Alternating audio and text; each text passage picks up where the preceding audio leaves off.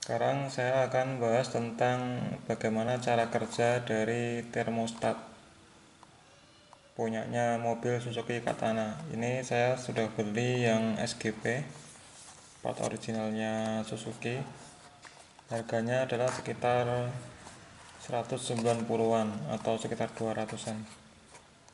Ini sudah saya beli, isinya adalah kita dapat gasket atau packing. Ya, lumayan tebal ininya packingnya. Kemudian part yang utama yaitu yang termostatnya seperti ini.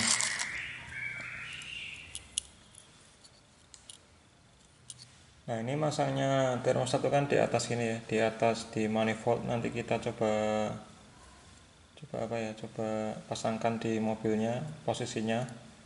Kita akan bahas cara kerjanya dulu. Jadi posisinya adalah seperti ini nanti numpuk itu, berarti yang bawah itu sama yang di atas, bagian bawah sama yang bagian atas itu dipisahkan oleh badan termostat ini.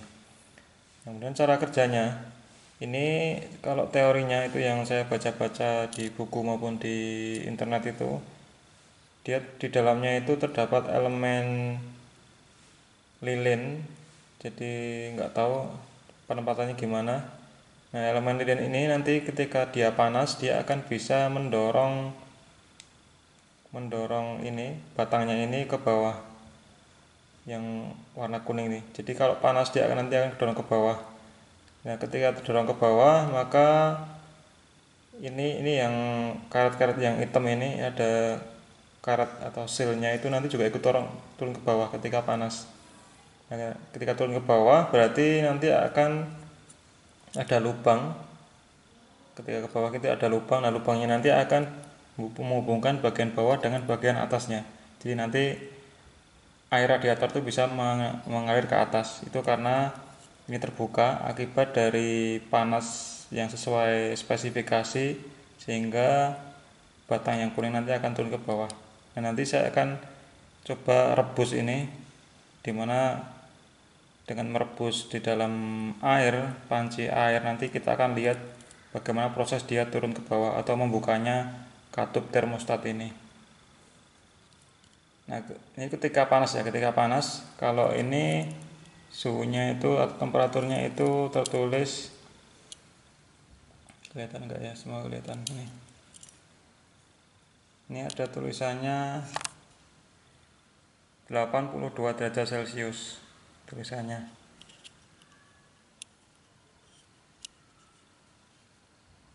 Nah, jadi karena ini tulisannya 82 derajat Celcius, berarti ketika temperatur airnya itu lebih dari 82 derajat, dia akan membuka. Nah, ketika mulai 82 derajat, ketika temperaturnya 82 derajat Celcius dia mulai membuka. Nah, membukanya penuh itu kira-kira mungkin sekitar 85-an ya, 85 sampai 90 derajat ya mungkin ya. Ya kira kurang lebih 85 derajat Celcius dia akan full terbuka. Nah, dari teori ini atau dari pengemaman ini kita bisa ambil kesimpulan bahwa insinyur pada zaman dahulu itu sudah menghitung-hitung bahwa temperatur mesin atau temperatur air radiator itu idealnya adalah antara 82 derajat sampai 85 derajat. Jadi kurang lebih anggap aja temperatur yang paling ideal itu adalah 85 derajat Celcius. Nah, sehingga dengan adanya katup termostat ini itu bisa menjamin bahwa temperatur mesin kita itu 85 derajat Celcius. Nah, dengan 85 derajat Celcius itu nanti akan diperoleh konsumsi bahan bakar yang paling hemat, kemudian tidak merusak komponen mesin, dan powernya juga yang paling optimal di temperatur 85 derajat tersebut. Nah, seperti itu kira-kira pengertiannya atau cara kerjanya. Jadi membuka nutupnya itu tergantung temperatur. Nah, ketika temperaturnya itu lebih dari 85 derajat, yang kuning ini akan turun, akan membuka katup di tengahnya ini, sehingga akan ada aliran dari bawah ke atas. Nah, ketika temperaturnya itu turun di bawah 82 derajat Celcius, maka lilin yang ada di dalamnya, nggak tahu lilinnya seperti apa ya, anggap aja ada lilinnya gitu, lilinnya itu akan menyusut ketika temperaturnya itu di bawah 82 derajat Celcius. Nah, ketika terjadi hal tersebut, maka ketika menyusut itu lilin tidak mampu melawan gaya pegas ini, sehingga pegas ini itu akan kembali mendorong yang kuning-kuning ini untuk ke atas lagi seperti ini, nutup. Nah, jadi ini kan ini ya, kalau kita tekan. Nah, kalau gini dia akan cenderung membuka katupnya ini ya. Ketika dilepas dia akan mendorong katupnya ini atau karetnya ini, sehingga karetnya itu menutup. Nah, jadi fungsi pegasnya ini dia mendorong atau menutup katup yang karetnya ini sehingga tertutup rapat ketika temperaturnya di bawah 82 derajat Celcius, karena kan kekuatan lilinnya, karena lilinnya tidak memuai. Ketika lilinnya memuai, maka kekuatan daya dorong lilin itu mampu menarik ini batang yang kuning ini sehingga mengalahkan kekuatan pegas sehingga akan turun ke bawah. Nah, itu kira-kira kurang lebih fungsinya. Nah, kemudian ini ada ini ada komponen yang kecil ini. Nah, ini juga penting, kenapa dibuat seperti ini. Ini adalah untuk bleeding udara atau angin yang terjebak dalam sistem air radiator. Nah, kita lihat ini kalau posisi seperti ini, dia akan menggantung ini ya. Kalau menggantung ini berarti udara yang ada di bawah itu akan terhubung dengan udara yang di atas. Sehingga ketika kita habis kuras air radiator kemudian kita isi, itu ketika kita nyalakan mesin kan dipompa ya. Dipompa kan berarti di bawahnya itu masih ada udara. Ketika kita isi air dari radiator, kita isi air, tuangkan air, kan berarti udara yang di dalam itu akan terdesak oleh air yang kita isikan akibat ada dorongan pompa. Nah, udara yang terdorong oleh pompa nanti akan dikeluarkan, udaranya itu dikeluarkan melalui bleeding ini, namanya bleeding apa ya, anggap aja katup bleeding ya, untuk mengeluarkan udara yang di bawah. Kan dia lubang, kalau posisi gantung ini kan dia lubang antara yang bawah sama atas ada hubungannya, sehingga udara itu bisa naik ke atas, bisa keluar lewat sini, lewat lubang bleedingnya ini. Nah, ketika keluar dari sini nanti akan dikeluarkan ke bagian tutup radiator yang di radiator itu kan ada, kalau kita isi kan kita buka. Nah, ketika kita gas itu kan berarti udara termasuk air ya, air sama udara itu kan kita pompa. Nah, kita pompa, udara itu kan lebih ringan daripada air, sehingga posisi udara ada di atas, air ada di bawah, sehingga udara akan terdorong oleh air. Nah, udaranya itu akan dibuang melalui sini, kemudian disalurkan ke selang radiator menuju ke tutup radiator, sehingga terbuang keluar melalui tutup radiator.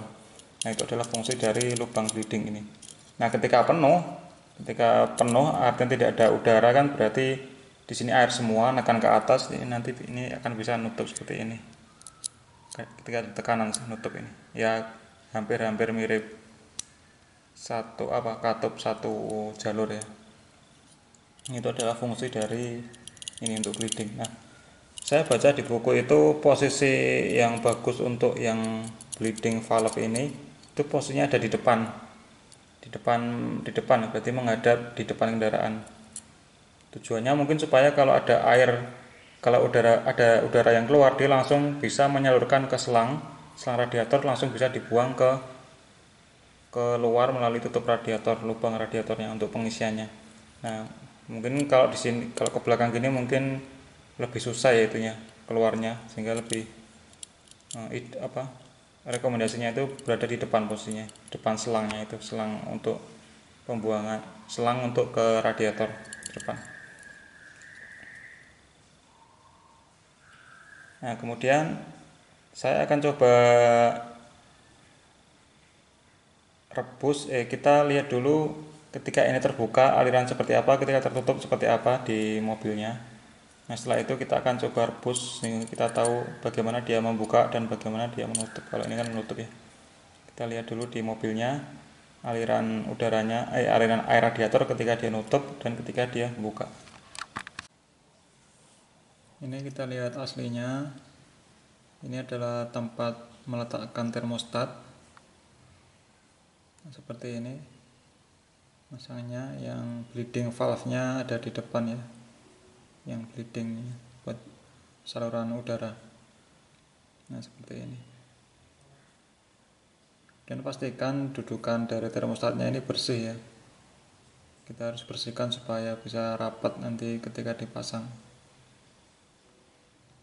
Oke, saya pasang lagi. Seperti ini posisinya.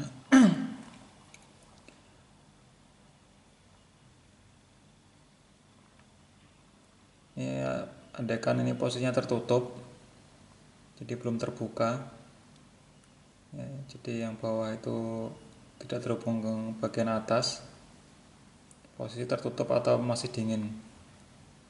Nah berarti dari radiator ini saya lepas ya radiatornya ya, jadi dari radiator masuk ke selang dihisap oleh pompa water pump.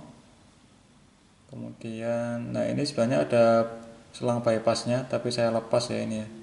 Tapi bayangkan aja ini ada selang bypassnya ya. Jadi saya ulangi lagi, dari radiator masuk ke selang yang bawah dihisap oleh water pump, pompa radiator. Kemudian masuk ke sini, kemudian keluar di inlet dari water pump. Ini kan water pump ya di depannya. Nah, dari water pump nanti didorong ke bagian kanan, masuk ke lubang yang kanan ini yang agak sempit ini. Kemudian dia masuk di semua silinder kop silinder atau silinder mesin. Kemudian ke atas dialirkan melalui manifold yang depan maupun yang belakang. Kemudian dia berkumpul di bawah termostat. Karena termostat ini ya di bawah termostat, kan termostatnya kan tertutup ya, ini kondisi masih dingin jadi tidak bisa ke atas.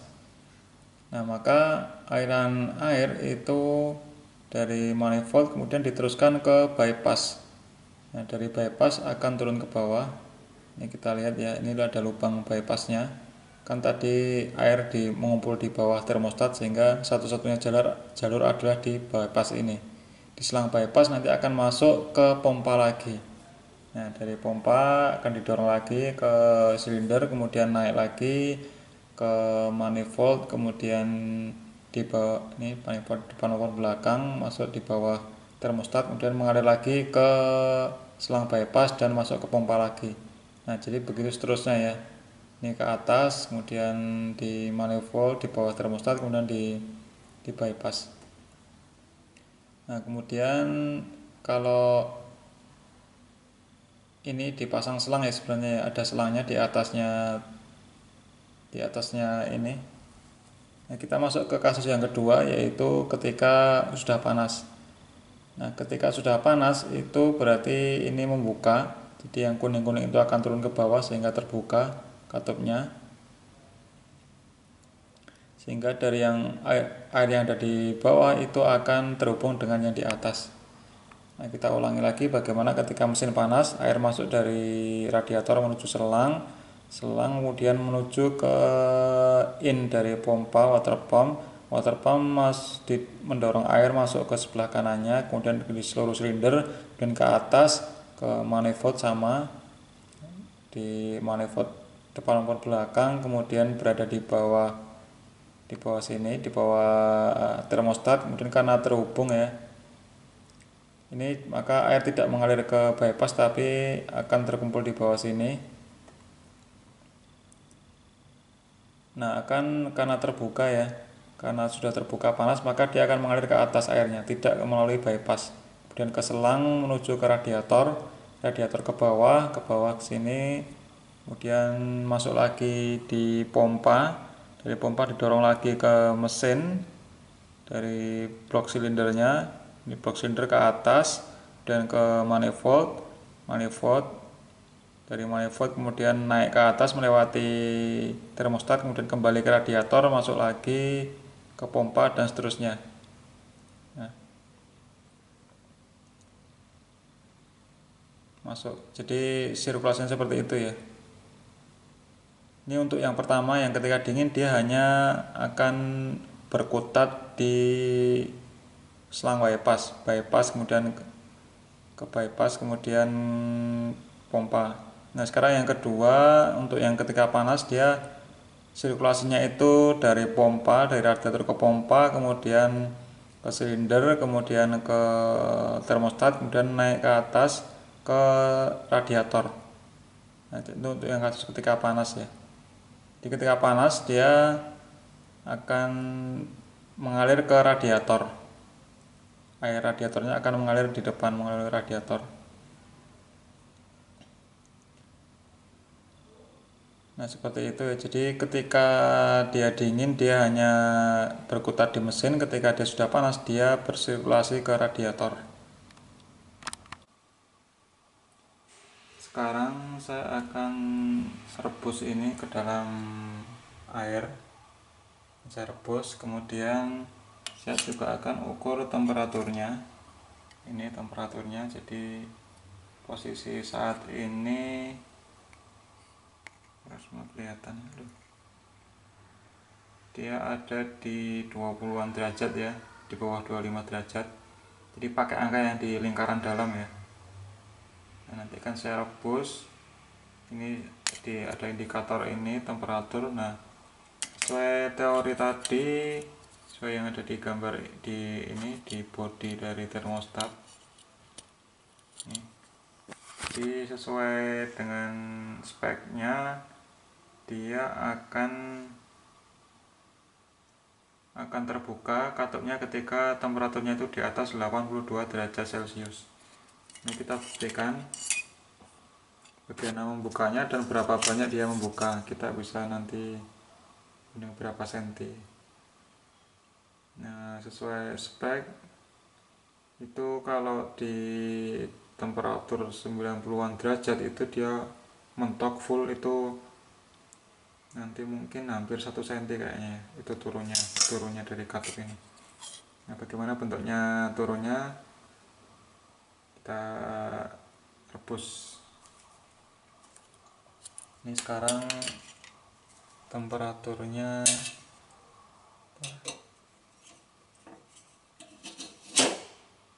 nah ini masih di 20 derajat ya, airnya ini air ya, ada airnya ini di 20 derajat. Kemudian ini kalau sini nah, jadi dia masih menutup ya, biar kelihatan juga. Nah, jadi nanti kalau ini terbuka ini akan turun, kuning-kuningnya akan turun. Nah, sekarang kita akan rebus.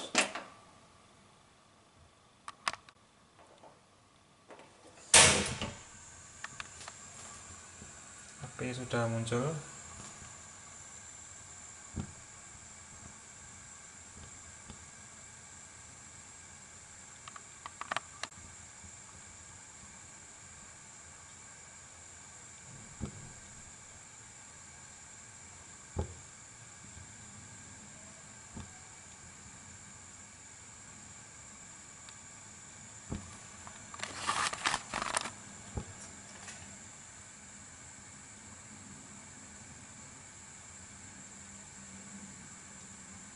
Tiga puluh derajat.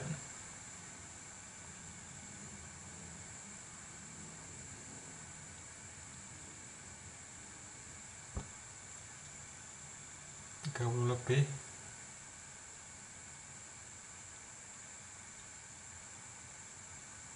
Ini KTI 40. Kita lihat.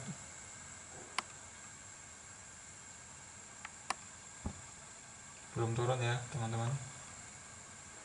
Katupnya belum membuka. Sekarang 40 derajat.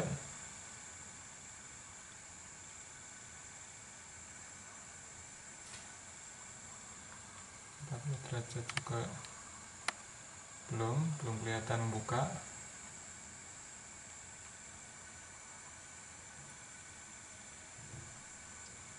45.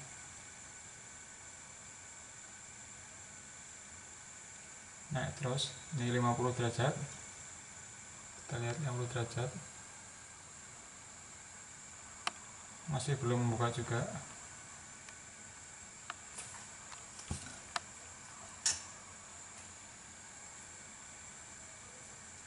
50 lewat, 55. Sorry silau ya.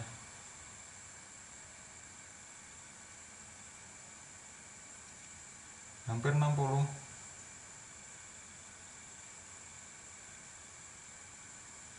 60 derajat, kita lihat.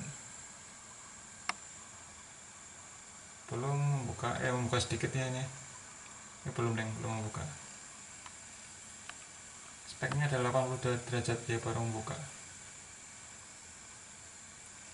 Ini 65.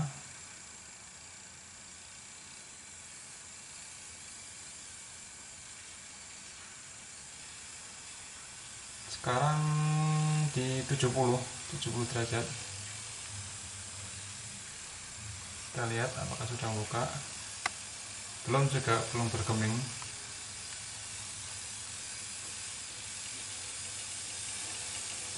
derajat, naik, ini 75-an, sudah mulai ada suara mau mendidih. 85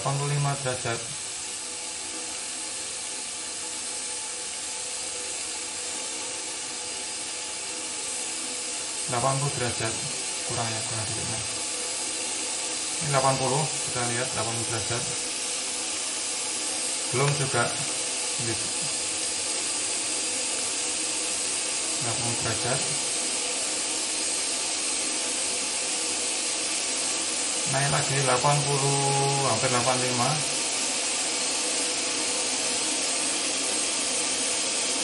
Sekarang 85, kita lihat. Belum juga ternyata.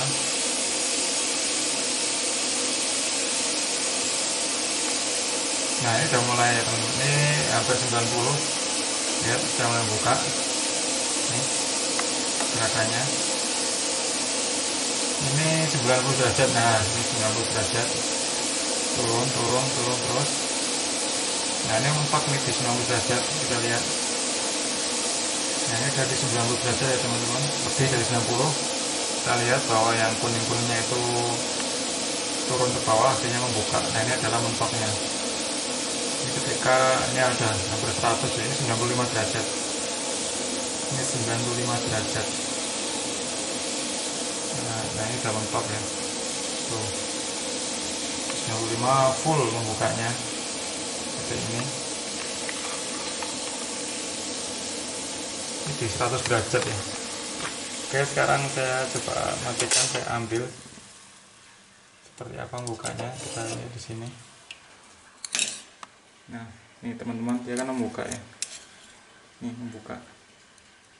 Jadi yang bawah itu akan terhubung, di atasnya ada lubangnya. Aduh, sorry. Ada uapnya. Saya pindahkan.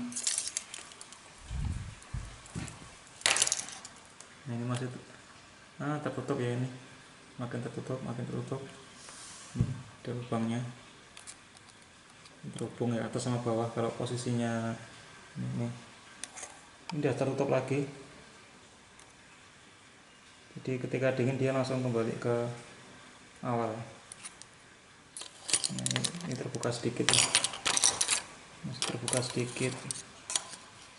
Ini udah tertutup full. Lalu kita celupkan lagi di air. Ini masih panas ya. Ini di 90 derajat, masih di 90. Kita lihat. Nih, dia akan turun.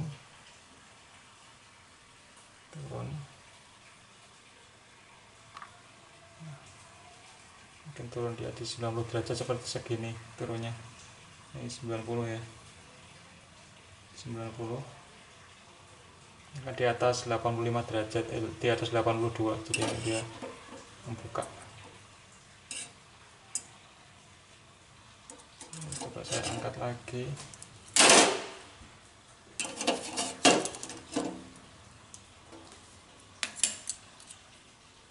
buka ya, buka.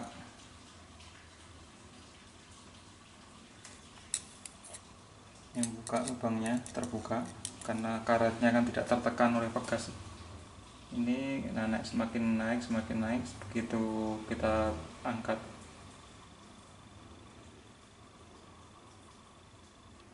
Nah, akhirnya ini menutup semua, ini rapat lagi sehingga tidak ada hubungan antara yang bawah dengan yang atas.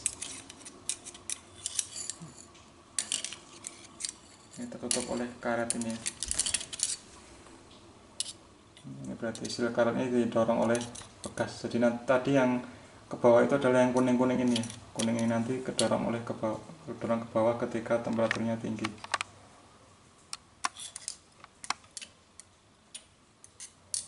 Jadi tadi kira-kira berapa senti ya kalau di 100 derajat? Sekitar 1 senti ya, di hampir di 90 ke atas itu. 90 derajat ke atas dia turunnya sekitar hampir 1 senti kurang lebih. Oke, demikian cara kerja dari termostat, semoga bermanfaat. Sampai ketemu di video selanjutnya.